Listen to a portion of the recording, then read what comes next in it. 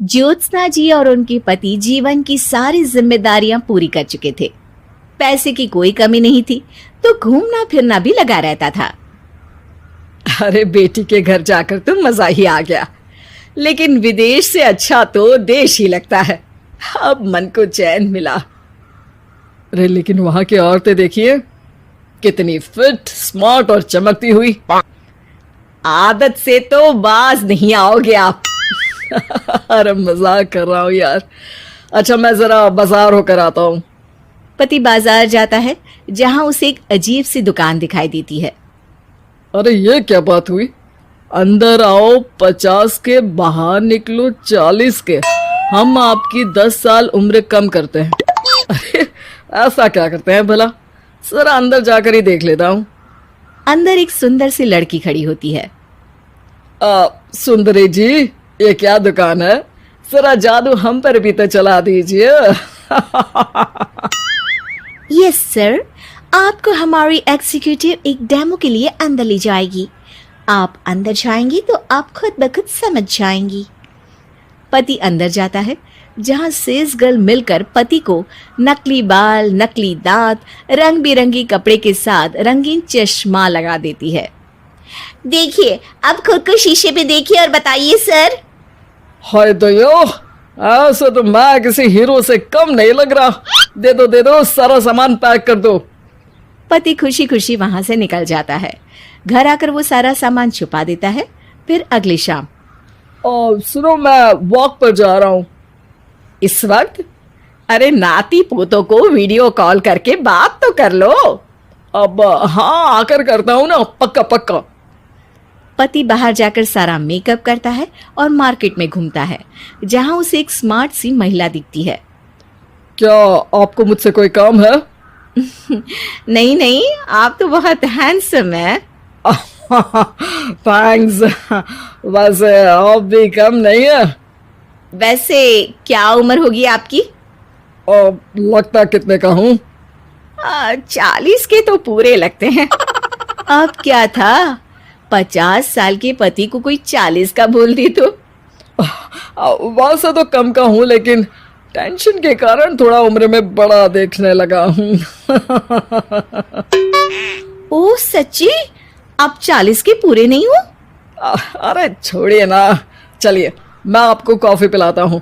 यहाँ की कॉफी काफी शानदार होती है। दोनों में दोस्ती हो जाती है और फिर चल पड़ता है सिलसिला रोज रोज के घूमने फिरने और मजे करने का। अब सारा दिन पतिदेव फोन पर। अरे नाश्ता तो कर लीजिए, क्या सारा दिन फोन पर लगे रहते हैं? अरे यार जरूरी काम कर रहा हूं मैं। रिटायर हो, पेंशन मिलती है, कोई काम नहीं है, फिर कौन सा जरूरी काम आन पड़ा आजकल? अरे एक प्रोजेक्ट के सोशल नेटवर्किंग का काम है, उसी पर काम कर रहा हूँ।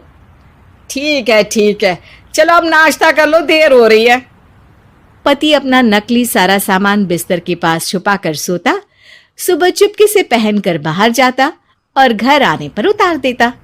एक दिन पड़ोसन कहती है, अरे ज्योत्सना बहन, तुम लोगों के घर कोई हैंडसम सा आदमी रहने आया है क्या? अरे कहाँ यार, मैं और ये दो ही तो लोग हैं घर में। हैंडसम सी शक्ल देखे तो मुझे भी जमाना हो गया है। अरे पता नहीं, वो जाता तो तुम्हारे ही घर में है, क्या पता कौन होगा। अरे तुम्हारी उम्र हो रही है ना, और भाई साहब को भी गए 5 साल हो गए, शायद इसीलिए अब सारे हैंडसम नजर आ रहे होंगे। पड़ोसन भी ज्योत्सना की बात पर मुस्कुराकर वहां से चली जाती है। एक दिन, अरे सुनो जी, बहू बेटा और पोता आ रहे हैं, कुछ दिनों के लिए वो हमारे साथ ही रहेंगे। अरे शिट यार, ये क्या है? बेटे ने तो कर ली शादी, अब क्या करने आ रहा है यहाँ पर? अरे कैसी बात कर रहे हो जी, इस उम्र में तो माता पिता तरसते हैं कि बच्चे आकर साथ रहे, लेकिन आप है कि। अरे ठीक है ना, लेकिन अब देखो सभी व्यस्त है अपनी जिंदगी में, ये लोग आएंगे रहेंगे, कितनी डिस्टर्ब हो जाएगी लाइफ।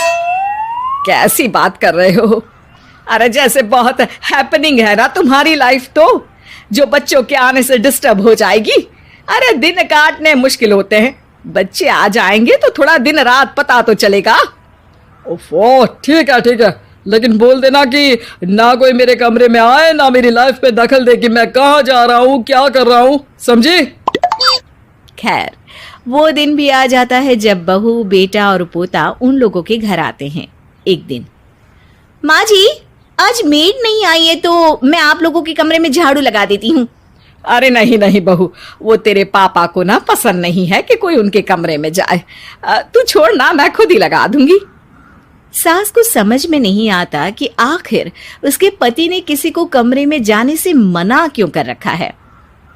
खैर, वो साफ सफाई करके बाहर निकल आती है, लेकिन कहते हैं ना, बच्चा तो अबोध होता है, उसे किसी बात का क्या पता।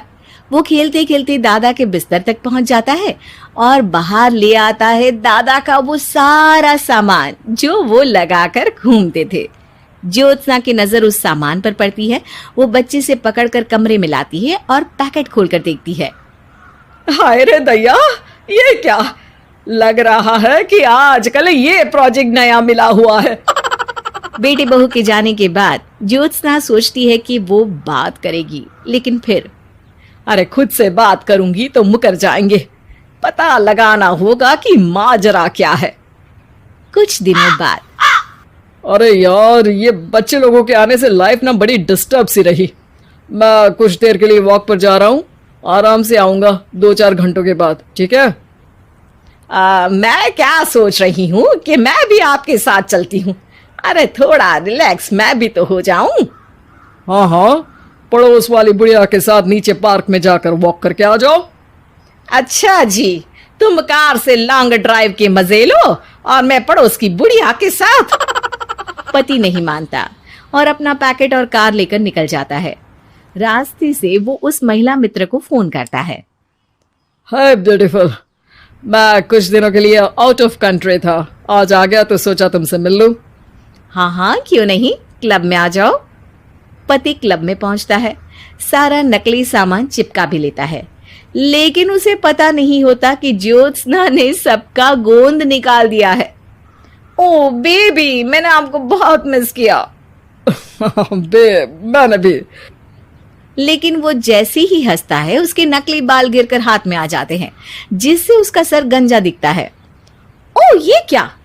तभी उसका दांत भी हाथ में आ जाता है और ज्योत्सना के पति का सारा बुढ़ापा उसकी दोस्त के सामने आ जाता है। हे भगवान, अंकल जी कौन है आप? कैसी बात कर रही हो अंकल? मैं तो तुम्हारा दोस्त हूँ। अरे पर हो तो अंकल ही ना। नकली दांत, नकली बाल और क्या क्या नकली है। पति को गुस्सा आ जाता है। वो महिला के बाल पकड़कर खींचता है, जिसके बाद उसका बाल भी उसके हाथ में आ जाता है और महिला के सारे पके बाल सामने आ जाते हैं। ओह, तो तुम भी उसी दुकान से हो? जाओ 50 के निकलो 40 के। हाँ, बढ़िया आई मुझे अंकल कहने वाली। लेकिन ये समझ में नहीं आ रहा कि मेरे बाल और दांत बाहर कैसे आ गए। तभी वहां ज्योत्सना आ जाती है। जी, मेरी वजह से। चलिए इन आंटी जी को नमस्ते कहिए, फिर घर चलते हैं और वहां मैं बनाऊंगी आपको 40 का।